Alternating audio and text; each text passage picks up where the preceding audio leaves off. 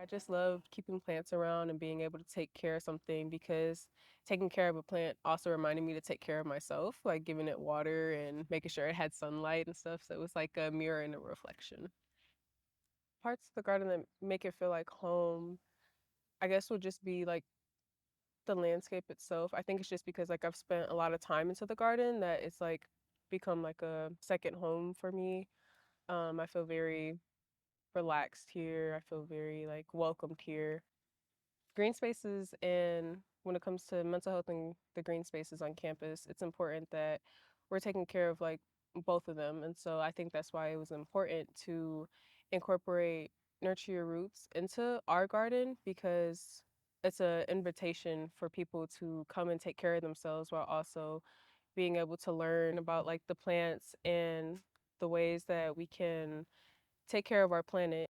It's important to have an accessible green space on campus because you just never know. With such a large community, you don't know where people are coming from. And so everyone doesn't always get the opportunity to have like such a beautiful green space. Sometimes, especially with like urban development, there's not enough spaces where people get to really enjoy the health and the beauty and just like, I don't know, the aesthetics. Like people don't always get this opportunity. And I think that's really special about MSU specifically is that we have developed a lot of green spaces for the community, but especially like in the garden, it's just like you're not gonna see a place like this anywhere else. Like there's other beautiful gardens across the world, but not like Beal.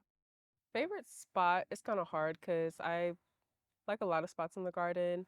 Um, I like the Asian collection, like over there. I love being in Sleepy Hollow, to meditate, to do yoga, just to relax, and sometimes like have certain picnics, with friends and stuff like that. I like sitting under the trees, and I also like our hidden passageways, throughout the garden that I don't think a lot of people know about or know that they have access to walk through them. So I like those as well.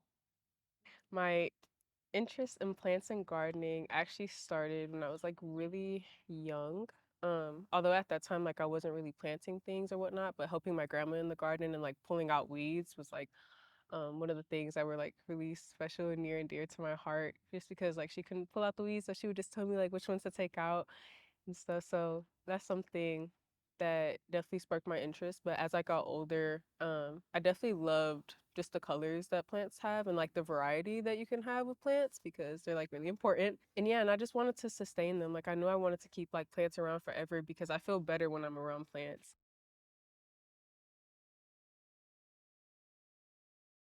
We first met at MSU. We both worked at the same department. I was the HR administrator in linguistics, languages, and cultures. And he was a faculty member there. Struck up a friendship and kind of went from there. One day she had a tough day. As in a HR, you can understand that at MSU staff also have a tough day, not just the faculty or students. So I requested her to come out with me for a lunch. And then that's where we click. Basically, it feels like there's some potential between us. Being married in nature was kind of a COVID response because we were engaged at the end of 2019 before we knew what was going to happen. And then once the pandemic started and it was continuing, um, we kind of figured like if we want to do this, Mhm. we can't really wait any longer for this to be done because we don't know if or when it will be. Marriage was something we talked about it after, I mean, after we were dating for a while. Mhm. And Rajiv proposed to me on campus at the Beaumont Tower. So we always thought it would be really special seeing we met on campus and we were engaged on campus and campus has so much of our story. We thought it would be really special to be married on campus. And the campus has given us everything. Campus has given me the partner of my life. Campus has given me job. So I heard the kind of, I don't know, it is true or it's a fake news or it's a rumor that if you kiss under the tower, then you have to get married. One evening, we were walking, not engaged, just an item, a couple, for somebody who are interested in each other, and we kissed, and was that was the day I decided to kind of propose her. Marriage, 2019, I proposed her in October on her birthday actually, but we didn't know at that time, like, are we gonna get married on campus or what's the marriage plan? We wanted to be engaged and enjoy our lives for a year at least. And then 2019 we got engaged. We were in an apartment together, and March COVID hits. We wanted to have our marriage license at least in advance so that we could decide something, where to go, what to do. But because of COVID, travel restriction was there, so I couldn't go to we couldn't go to India. Many of our family from America or her side of family couldn't come here. We got even our marriage license because we thought it is going to be mailed to us, so we inquired about that, and it was when we called the office. They said, well, your marriage license is sitting on our desk. You have to come and pick it up. So we picked it up and there was like 3 days left before it expired. So we were like, oh no, we have to get this going. And there's no officiants, no location. So No we, invitations. no invitations. So this was kind of the perfect location to just kind of have a pop-up wedding. We were looking around and we saw a banana tree. And immediately you said that's where it's going to happen. It was the most beautiful weather I've ever seen in my life. The temperature was perfect. Sky was so blue. Campus was beautiful. It was the beginning of August, so I mean, all summer campus is just the most beautiful place. Specifically, the botanical garden is the most beautiful place on campus. Everything was in bloom, so green. We came around 9 or 10 a.m. and we walked to the garden, and we did not know that this has to be booked or anything. We didn't have any food or drink or anything. We just wanted to enjoy the garden, get married in a natural habitat, which has always given us a refuge when Mhm. we worked on campus. And there's not always every day is a successful day. There are failure days. And on those failure days, if you take a half an hour walk down to this garden, and if you are out of the garden, everything looks very modern, concrete and stuff. But here, it's a nice refuge to kind of just lose yourself in the beauty of the nature that we have. And And and it felt like that it felt on like this is our day. it. And then there was a banana tree. So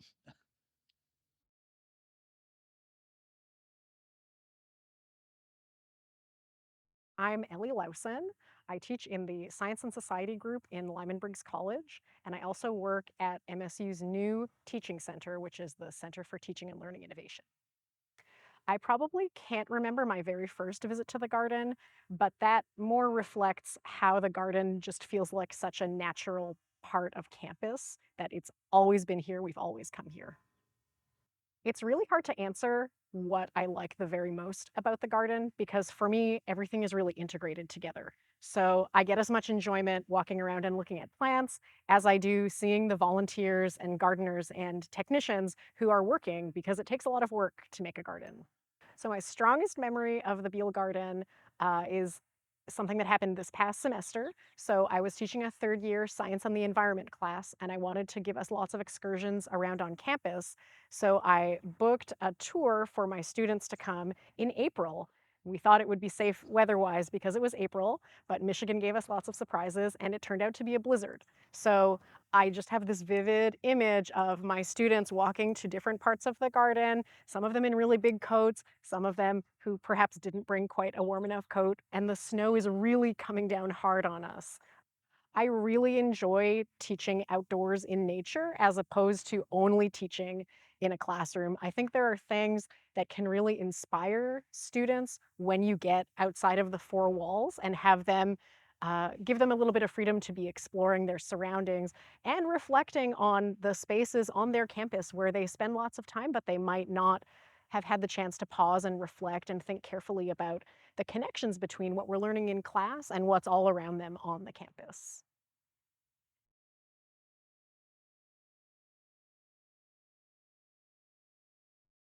The thing that I love the most about this garden is that it is such a peaceful place within an environment that can become stressful. As a student, you're studying, you have exams, you have just so much to do, you're very busy, but to have a space like this that you can come and unwind and enjoy nature and just have some quiet, it's really special and unlike any other spot on campus, I think. So when I come to the garden, I usually just walk around and take it all in. I love to sit on the benches and just be still for a while. I think that's what makes this place so special is you can just be still and there's not so much noise and busyness going on around you. You can just enjoy life for a few minutes and take in the nature. I try to make a point to visit the garden whenever I can, whether it's on a game day for the football games or actually my husband and I came for our birthdays. We have back-to-back birthdays, May 8th and May 9th. So for our birthday weekend, we came to East Lansing and we got some scooters and scooted all around campus and we parked our scooters so that we could come walk in the garden together and just reminisce on some of our memories here and on campus. I find the garden as being a really wonderful subset of the campus arboretum. The whole place is beautiful, and the garden is the center of that beauty. Well, as a university photographer in the communications department, a lot of stuff we do is branding, but also too, the campus is really MSU's brand. We're known as a very beautiful campus, and my job is to show that beauty to the world. I see campus as my office. The garden is one of my favorite places to photograph because it's like the center of a wheel. All of the beauty, all of the things that you see, all of the manicured aisles and all of the flower beds with all of the names that tell you what they are. So it's educational, it's beautiful. So for me, it's the center of the wheel of this huge, beautiful campus that we call MSU. I came to the garden to visit for the first time, found a big tree in the middle of the garden to set up a blanket and read a book. And as I was reading, a man approached me. He said his name was Derek Turner. 2015, I was wandering through the garden. I had an idea to do some light painting. He told me that he had a vision of a photo that he had been thinking about for years, and he wanted to bring this vision to life. And he was wondering if I had any friends that I could bring with me to meet him in the garden. I found a group of students and I asked them to show up at 9:30. Her name was Alyssa, and she brought her friends. I was in a group chat with some other MSU students at the time, so I reached out to them, asked if anyone would be interested in meeting at the garden. So we went to MSU Union for late night, and then we all walked over to Beal Garden together and met up with Derek Turner at 10 o'clock p.m. And when we arrived, he was ready with some glow sticks. I was stunned that over 17 people showed up, but I was absolutely delighted. He gave each of us glow sticks, instructed us of where to stand and how to spell out the words Spartan's Will. It was really fun. Some of us got on each other's shoulders so that we could make 2 layers in the line Spartan's Will. It turned out amazing. It was a really special memory too.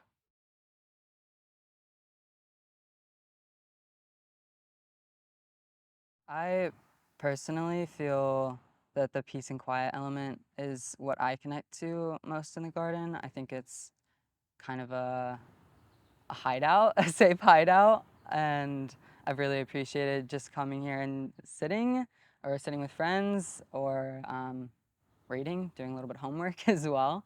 I definitely don't think that the idea for the pocket was, I think it was a long time coming. I never put the idea of the pocket to paper until I started working for Beal and I had a really sound outlet for it.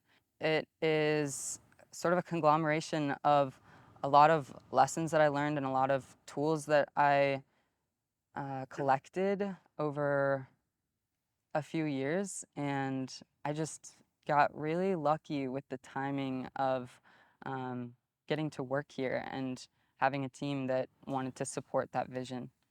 Yes, there is deeper meaning behind the name, and I am really glad that you asked this question because it's one of my favorite little tidbits about the project that I think some people miss, but I really love. So I came up with the title of the pocket before I knew or had considered the dimensions of the pocket. And it stemmed from this idea that the garden itself and some of these practices can provide a pocket of space where there's nothing required of you. You just get to show up and be welcomed into a space and enjoy that space and grow in that space. And the garden is sort of like lowered and centered in campus a little bit. So there's sort of that visual component of it's kind of like a pocket. It kind of got shifted into like a pocket-sized journal as a result of the sustainability aspect of trying to make it as cheaply, but also reduce waste. So the sizing is actually 4 pockets fit to 1 page of printing paper with as tiny a margin wasted as possible. And that was made possible by Julie Taylor in the makerspace of the library, who prints them and then individually binds every single one. And it's really challenging to make something this small. So the size was more sustainability and Julie being really gracious with her time and humoring me in that. Yeah. I think that it's really important to have resources like the Pocket and like the Wellbeing Project as a whole with all of the stations accessible, because I think that a lot of people, when they first step into an environment like the garden, they can feel, or at least I can feel, a little bit lost within it, especially folks that don't necessarily have the botanical knowledge to really grasp exactly what they're looking at all of the time. And so I think that tools like this encourage deeper engagement and open up sometimes that engagement in general. And I think that when you have resources available like this in a garden or pretty much anywhere on campus, it benefits the entire campus.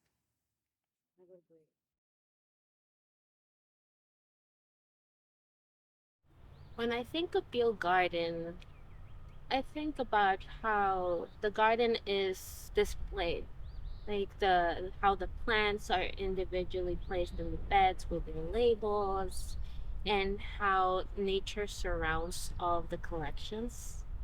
It's a very peculiar shape. And then having the pond, that connection to the water and the river at the side is really comforting. So I first entered to the main gates near the library, and I started to see the pattern of how the garden was organized, and I immediately went to the Michigan endangered plants because that was the main focus. I wanted to learn more about Michigan plants, and then I started drifting towards the medicinal area. There's where I started to find more relevance to plants that I'm more familiar with. I do have a connection to a plant here at the Botanical Garden. It's the camphor tree, Cinnamomum camphora. That plant reminds me of my time in Puerto Rico as a child with my grandfather. Whenever I bruised myself and I had an ache or something like a belly ache, he would make alcolado, and it's a rub that is made of camphor, eucalyptus, alcohol, and other ingredients. And it had a distinctive, a very peculiar smell. But every time I see the plant, I remember that smell. I remember that time when I found comfort at home from plants. And having that here at the Botanical Garden makes me feel at home. It was a drastic change moving from Puerto Rico to Michigan. It's totally different. I never been up north. What I wanted to do was connect to the environment first, nature, because it was the place where I was going to live for many years.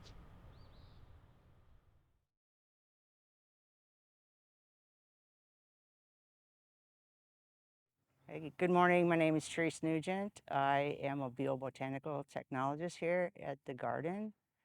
and I've been working here now for, this will be my 4th season, I believe, maybe my 5th. Time flies when you're having fun. So my first memories of the garden are coming here with my family.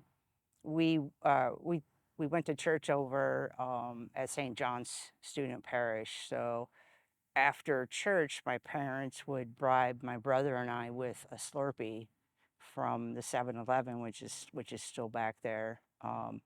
So we'd run over and we'd get a Slurpee, and then my folks would come down here with us, and our Slurpee was a cue to just leave them alone and let them enjoy the garden.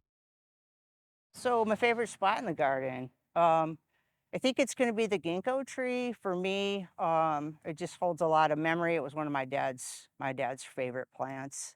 Um, for me, it's like an icon of who my father was, and like if I've created anything as a reminder of my folks, I use that. I use the ginkgo leaf to represent my father, and a violet to represent my mother because that was her favorite tree. My favorite plant is Michigan native. I really enjoy the ferns, and the maidenhair fern is one of my favorites. It's just so unique.